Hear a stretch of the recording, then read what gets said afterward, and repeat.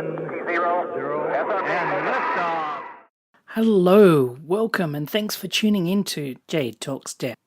First of all, a special shout out to everyone who has downloaded my podcasts. Yay! Woo!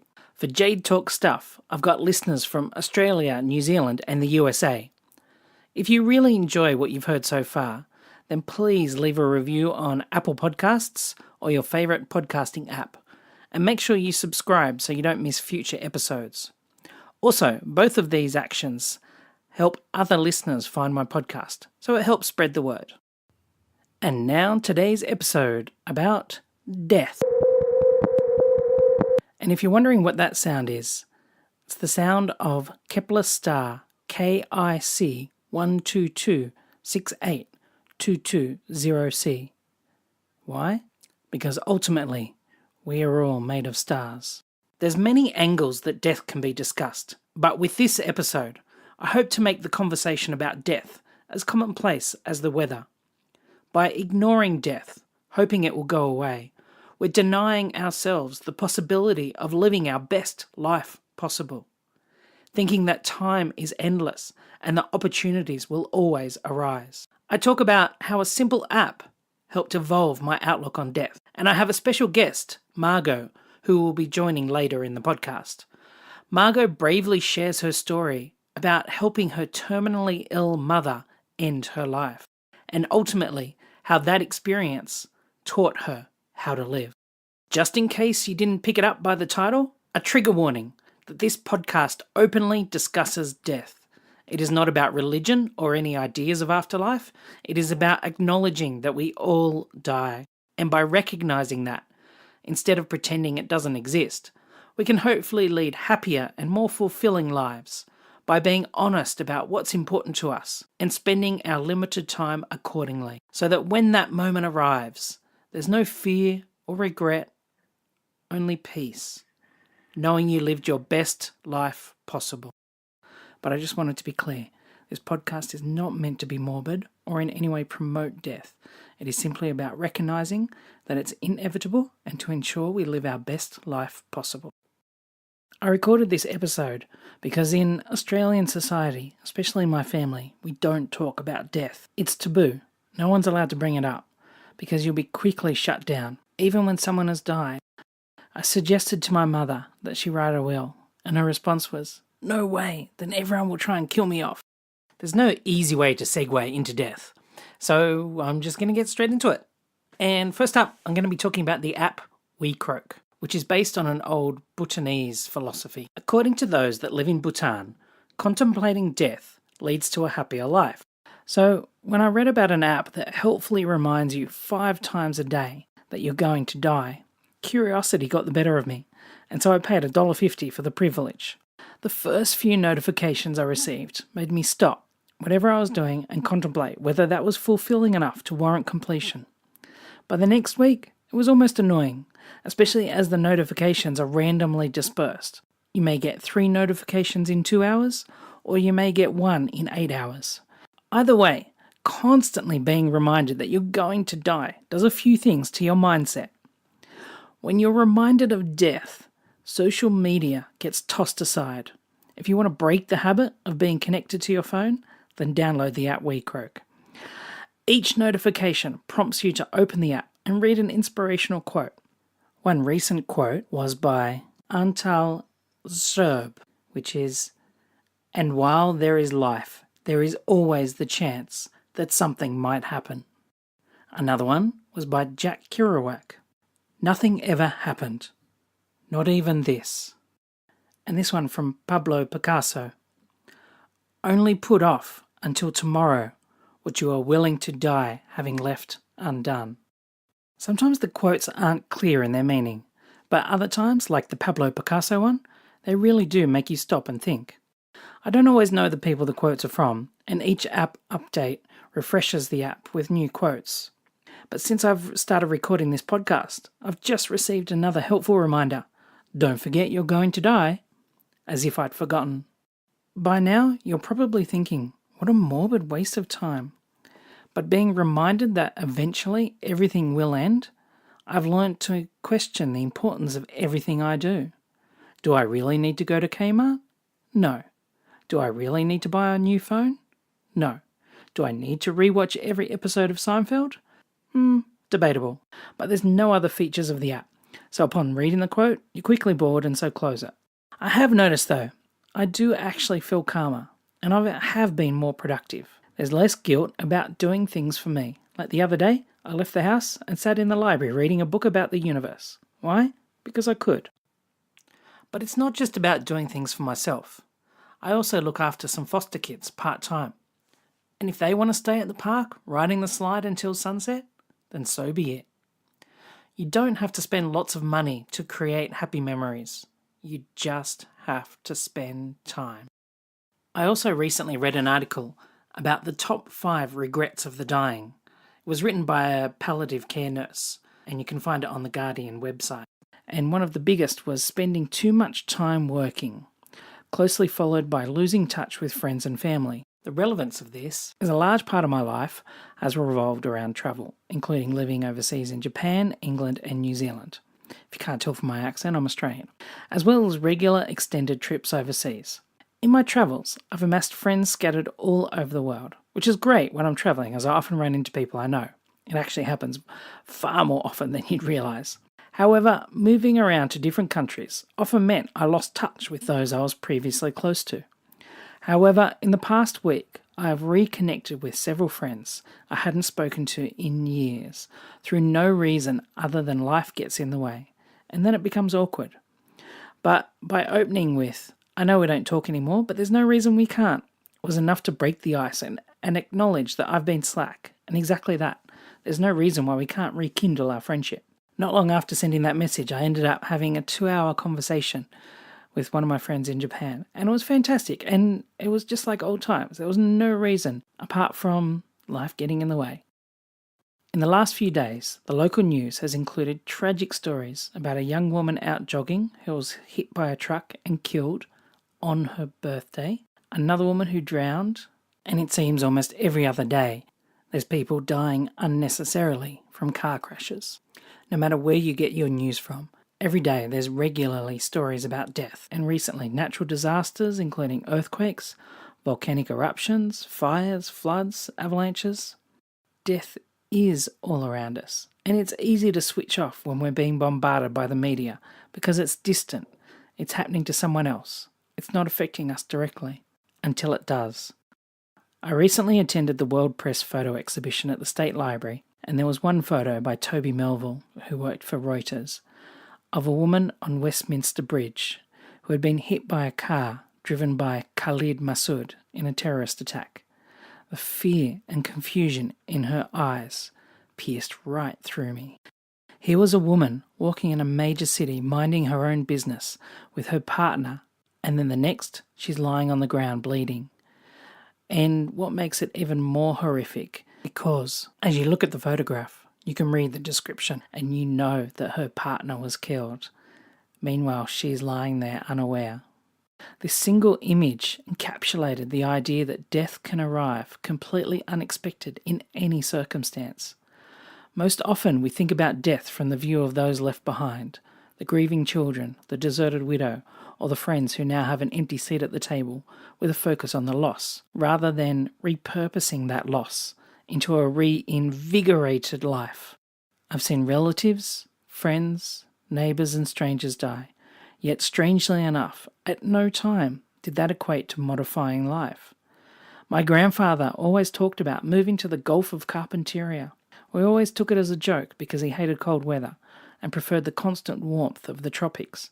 However, one has to think how different our lives might have been if he had picked up the family and moved up north. And on that, I ask, what have you always dreamt about doing but are yet to achieve? What's stopping you? How can you make it happen? In the past 2 months, since I've been constantly reminded that I'm going to die, I've finished off a novella that had fallen by the wayside. I've reconnected with old friends. I've read more books. I've finished the last outstanding tasks on my new website. I've attended exhibitions that have been on my to-do list for some time. I've eaten less junk food and equally felt less guilty about eating chocolate.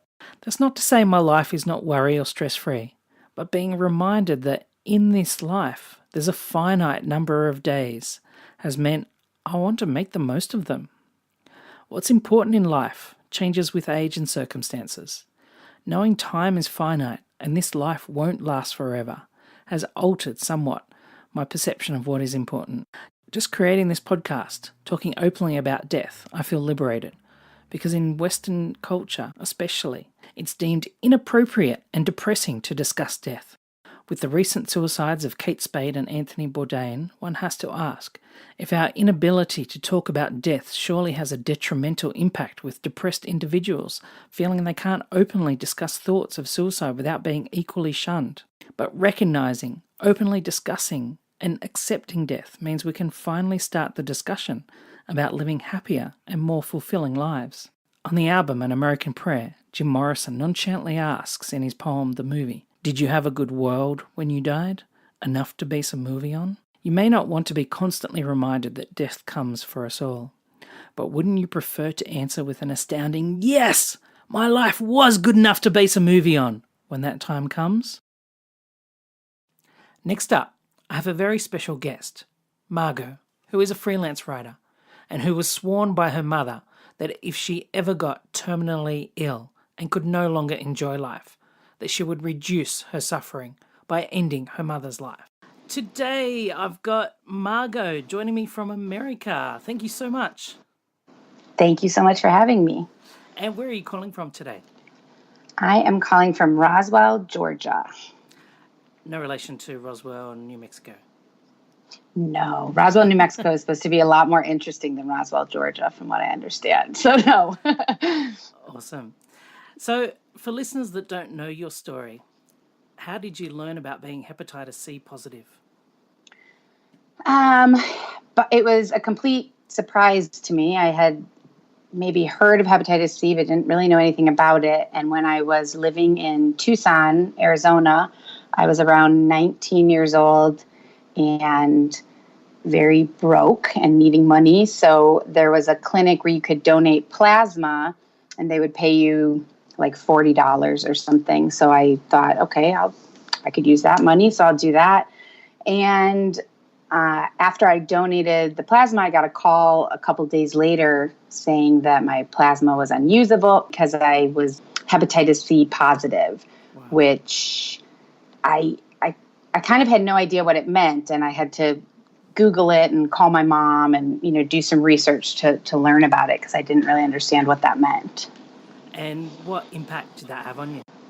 I wish that I could say it had a big impact on me because I feel like most responsible adults, when they find out that they have a pretty serious virus or illness, they seek treatment and try and take care of it. At the time, my life was, I had no idea what I was doing with my life. So I read about it and basically found out that usually it sits in your system and doesn't physically affect your health for anywhere from 15 to even 25 years. And so I kind of thought, I have plenty of time. I'm not even going to worry about this right now.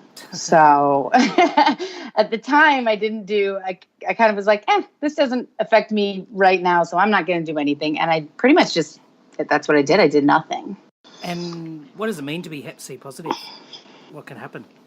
It is a blood disease. So it's transmitted through blood, any type of tattoos or blood transfusions or drug use or sex. It is how it's transmitted. And like I said, it sits kind of dormant in your system for many, many years. And eventually it will, it's a virus that will attack your liver and will eventually cause cirrhosis of the liver and or liver cancer and liver failure and death if it's not ever treated. Usually it kills people. What treatments are available? There's been a treatment available for many, many years called interferon. And when I found out that I had hepatitis C, I called my mom and found out that she also has hepatitis C and had for many years. And this was all news to me. So I was kind of like, what do you mean? You have the same thing and you seem fine. And so she explained it all to me. And she said that there is a treatment, even this was, see, 15 years ago when I found out. So even then there was a treatment, and there had been for a while, but she had never done it because it has horrible side effects. It's called interferon, and it basically makes you feel like you have the flu for about 6 months. And it's only, I think this is possibly incorrect, but it's only like 75% effective, something. It's not 100% effective. Yeah. So you could go through the whole thing, have the flu for 6 months, and then still have hepatitis C at the end of it. So my mom had never done it because she just thought, well, that's just not worth it. And I kind of felt the same way. But since then, in the past 5-ish years, I want to say, there's been a lot of treatments that have come out that are 98, 99% effective with very few side effects, which is I took one of these treatments called Harvoni, and it worked, and it cured my hepatitis C. I think got my final blood test and was considered completely hepatitis C free about 2 months ago. Oh, so, yeah. So it was an amazing drug, very few side effects, some, but nothing major. And it worked. So, I mean, that's, I guess, the most important thing. Yeah, exactly. And so your mother didn't receive treatment for hepatitis? She did, but it was too late. So by the time that she did this treatment that I did, Harvoni, and granted this was several years ago, so she already had been diagnosed with liver cancer, and she was very far along in the disease. So she did take Harvoni and did I believe it was a 12-week cycle of the Harvoni pills, and it did cure her hepatitis C, but her liver had already been compromised. It was too late at that point. And what was the discussion you had as a family about your mother's impending death? Well, I guess as a family, we didn't really talk about her death very much in the beginning, because when she was diagnosed with liver cancer from having hepatitis C she had it for 30, 35 years and never treated it. So like it does, it had turned into liver cancer. And in the beginning, we didn't talk about her death because we were like, she's going to fight this. She's going to beat it. She had had breast cancer about 4 years prior to this and was in remission and had, essentially beat breast cancer as well. So we thought, she's going to get through this. It'll be fine. And she didn't, but she did fight and receive every treatment and chemo and radiation. And like I said, she took the Harvoni to treat the hepatitis C. And that was over about a 2-year period. So we tried to stay really hopeful that some miracle was going to happen and she was going to beat this, until towards the last few months, it was very obvious that she wasn't going to beat it. And that's, I don't think we ever really started talking about her eventual death as a family. My dad was and is pretty opposed to talking about anything emotional or difficult or anything like that. And obviously, this is his wife of 40 plus years, so this was very difficult. So it was really me and my younger sister who talked to my mom about it, talked to the doctors, talked to eventually the hospice nurse. And my mom, since I was probably 15 years old, had been telling me, Margaux, when I get old, if I get sick, you need to kill me. I don't want to live in a hospital bed. I don't want to, be wearing a diaper. And we would kind of laugh about it. I mean, through most of my life, I know it sounds morbid, but that we had a close relationship. And she was like, you're just going to have to do it. You're just going to have to put me out of my misery when I get to the point where I'm just not enjoying life anymore. And I always would say, okay, sure, I'll do that. And it's very easy to have that discussion when you're not faced with that eventuality, to kind Absolutely. of joke about it. And I know you don't think that you're going to end up having to make that decision.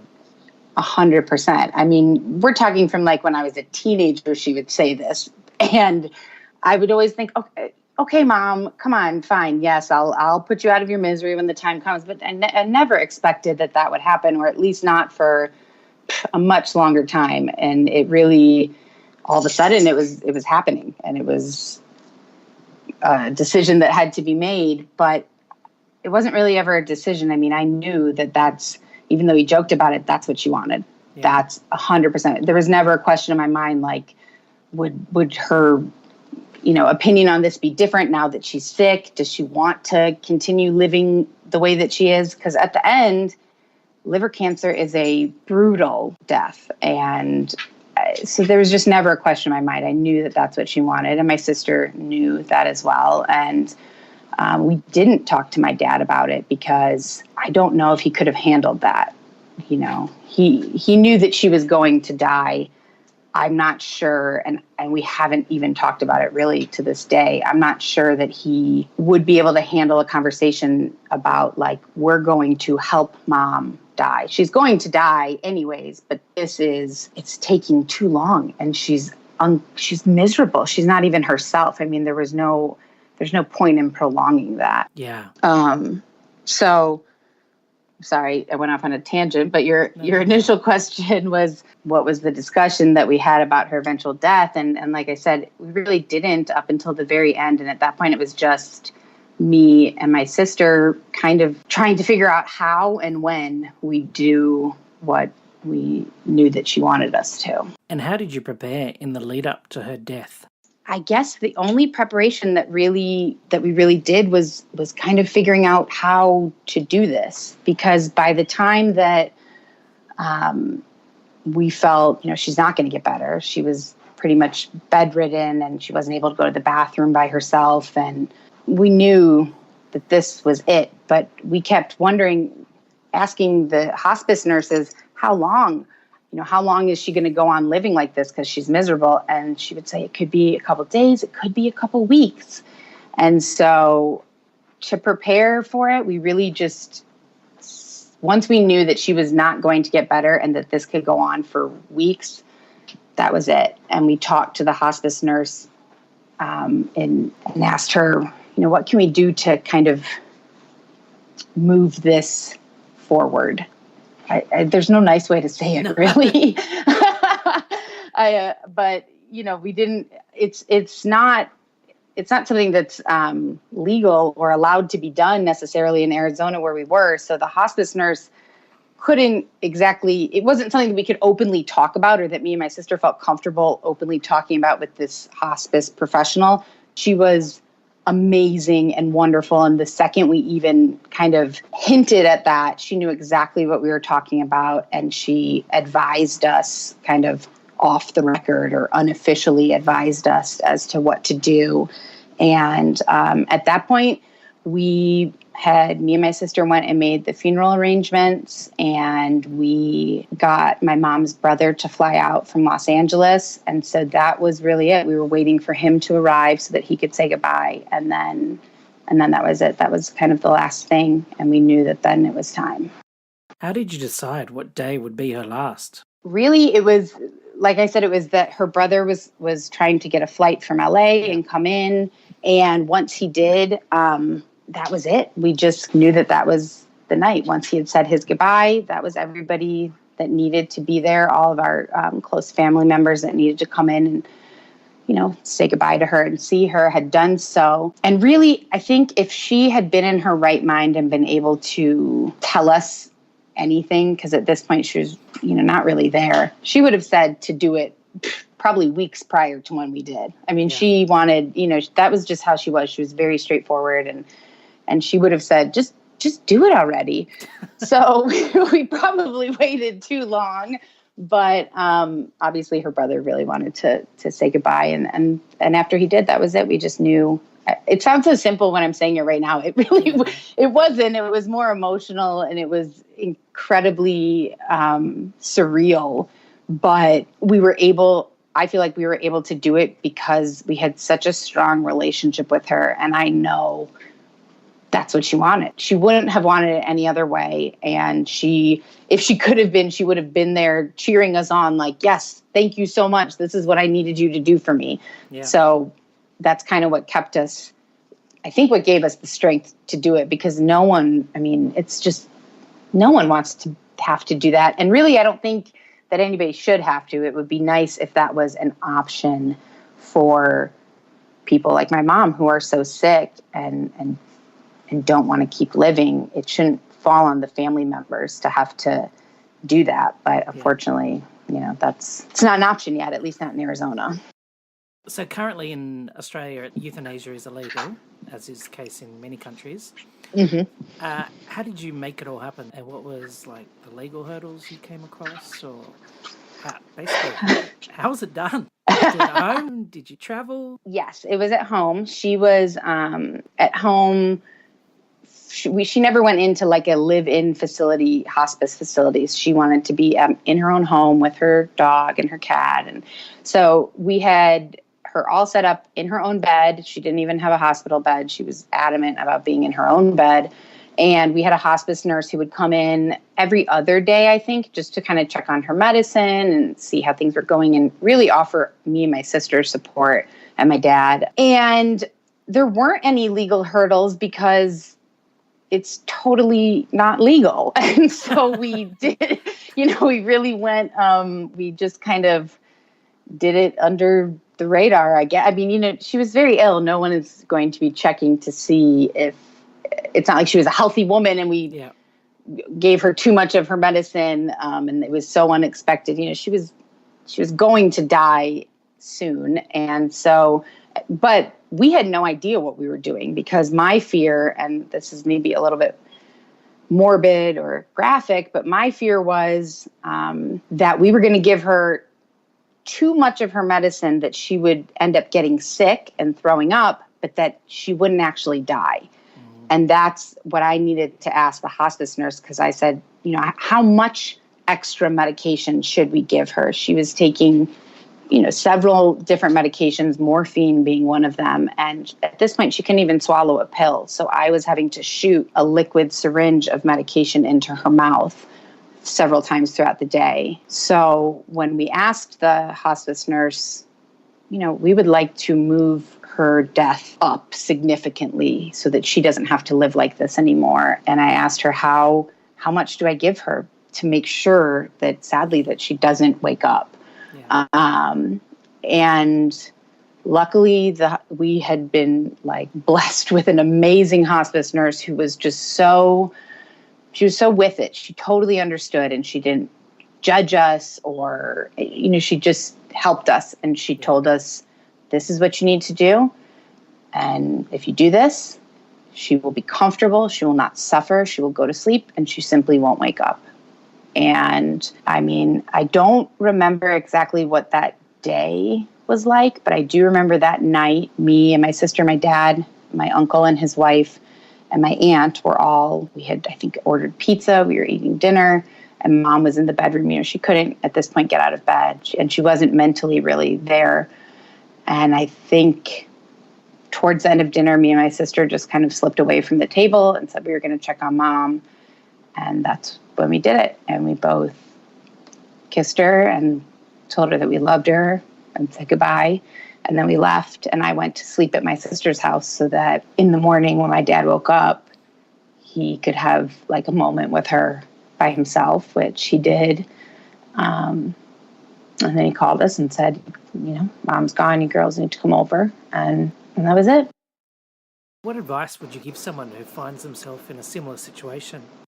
I would say that when you're dealing with someone so close to you, like a parent or a sibling or spouse that is terminal, my number one advice would be to spend as much time with them as possible, every moment that you can, and to talk to them and ask them what they want, because it's the end of their life. So that's what we tried to keep in mind with my mom.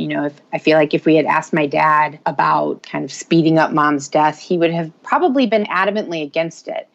But it was her life and it was her death. And so talking to her and knowing what she wanted allowed us to honor that. And I think that would be my advice, is that when you have someone in your life who's very, very ill, to first spend as much time as you can with them. And then second, to try and honor their wishes in their in the end of their life and their death as much as you can.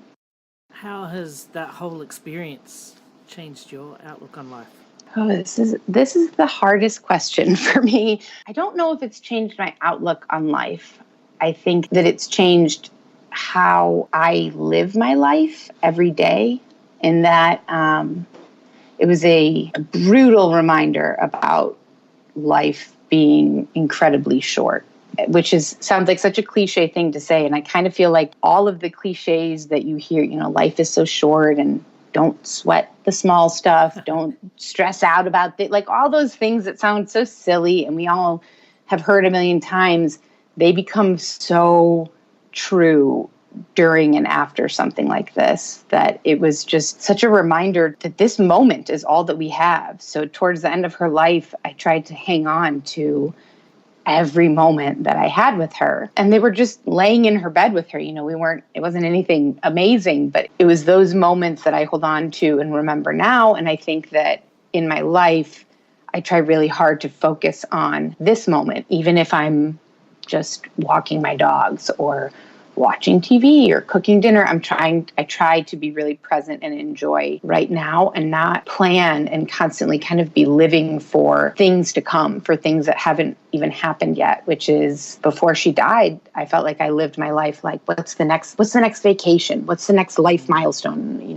I'm going to get pregnant. I'm going to do this. I'm going to get a new house. I was married prior to her death and got divorced shortly after her death. So I think that that's how it's changed my outlook on life, in that I try to live much more for right now, which is not always easy, but that's my goal. So has that experience changed your outlook on death? It has not changed my outlook on death, because I have always felt that people should be able to die in whatever way they want. So I have always been someone who believes in assisted suicide or euthanasia for people who are terminal or who are very, very ill.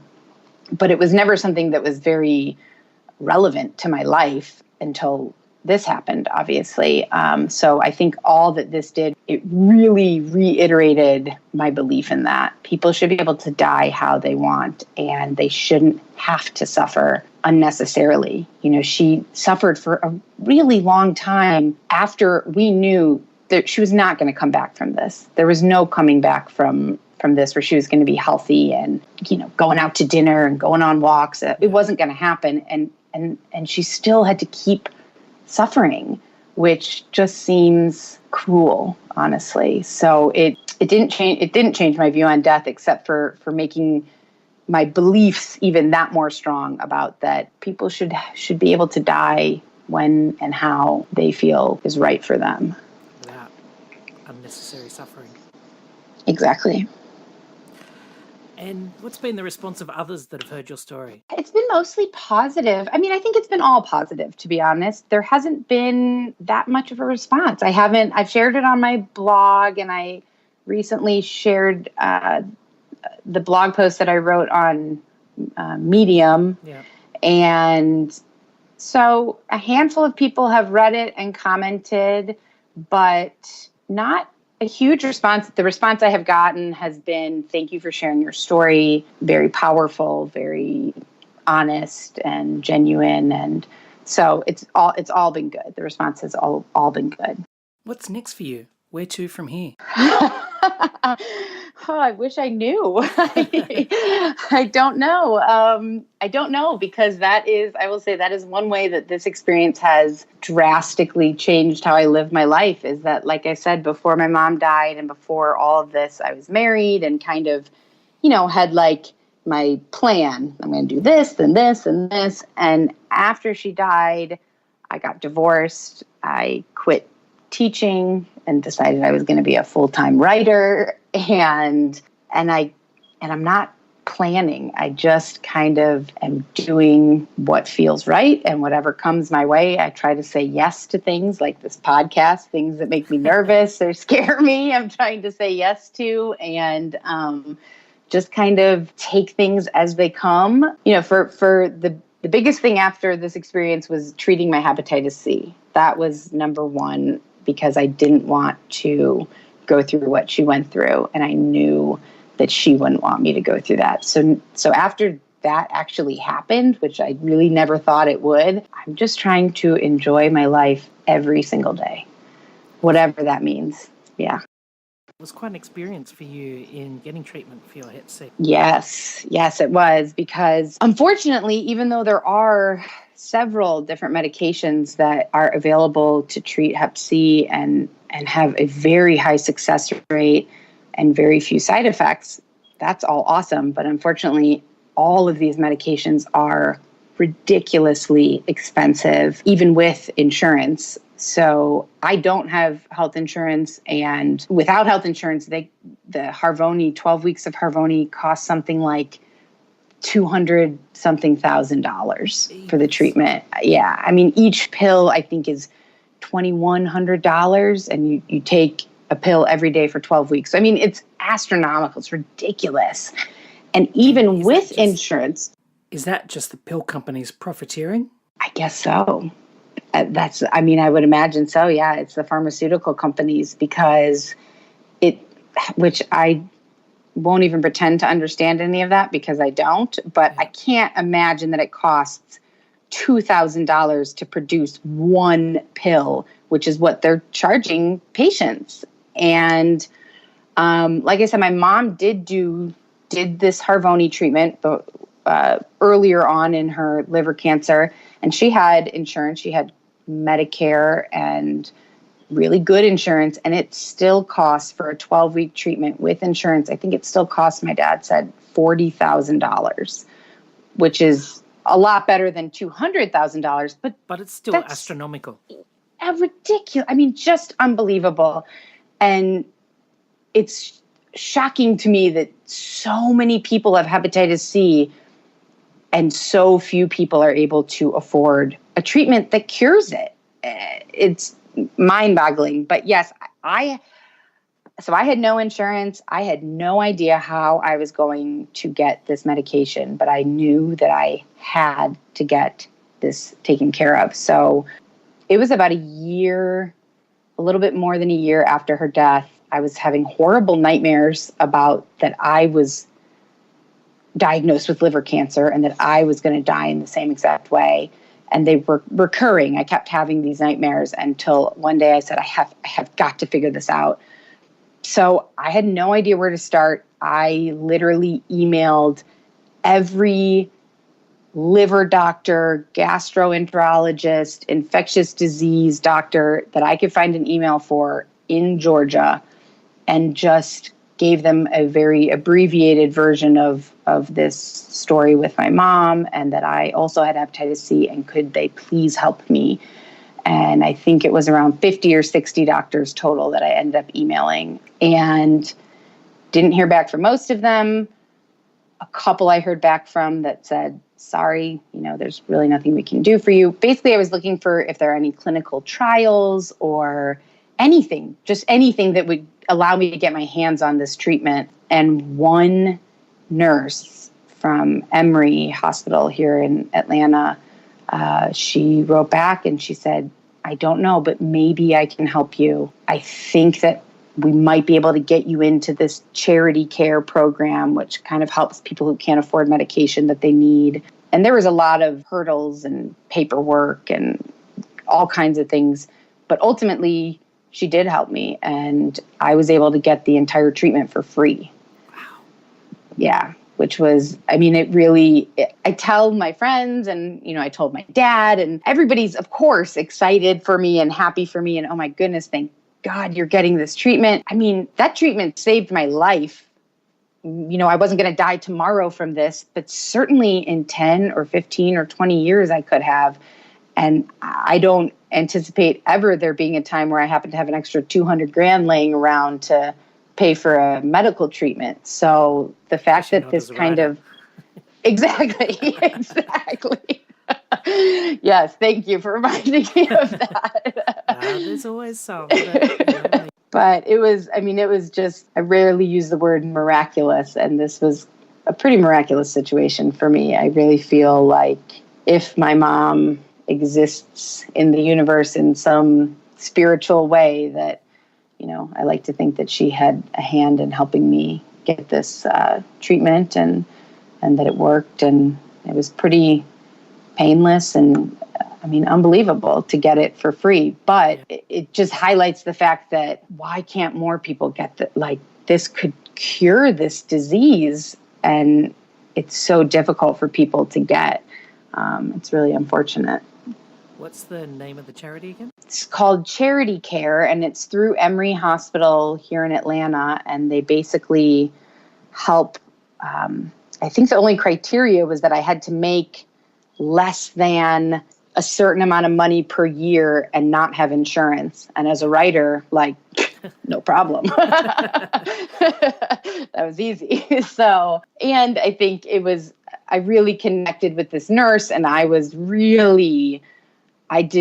a day went by that I was not on the phone with Emory. I'm just checking on my paperwork. I'm just seeing if you guys need anything. I was relentless with these people because I needed this medication. So it was, I guess, a happy combination of different things that allowed it to happen. But definitely, I'm assuming that there are other hospitals that must offer something similar. So I would tell anyone who has no idea how to get their hands on a medication or a treatment or something that they need to just don't stop asking for help and reaching out, because this would have never happened if I didn't kind of fight for it and be annoying to every person in the greater Atlanta area who worked in a hospital. I was annoying and emailing and begging for help, and I had absolutely no shame, but I don't have hepatitis C anymore, so I feel like it was totally worth it. Totally. Fantastic. Yeah. Where can listeners find your writing or follow you on social media?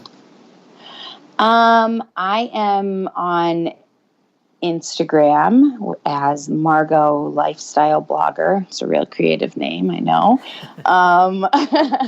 And my website is margotcarmichael.com. So that's, I guess, the best way, because it has links to Facebook, Instagram, Medium, and it has samples of writing that I've done and my blog and all of that.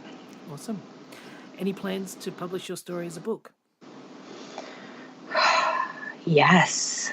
That is my lifelong dream from when I was a little child. Not to publish a book. I didn't know quite that this would be the topic, obviously. Yeah. But yeah, I would love to. I think that it's a story that people can relate to, and I would love to share more about not only losing a parent and helping them end their life how they want to, but how you go on after that. I mean, it obviously affected my life because I was divorced within the same year. And losing your mum, was that a catalyst for the divorce, or was it absolutely on that path anyway?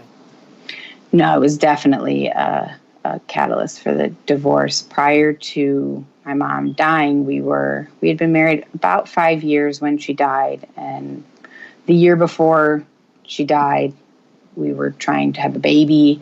And I mean, marriage wasn't perfect. I won't lie.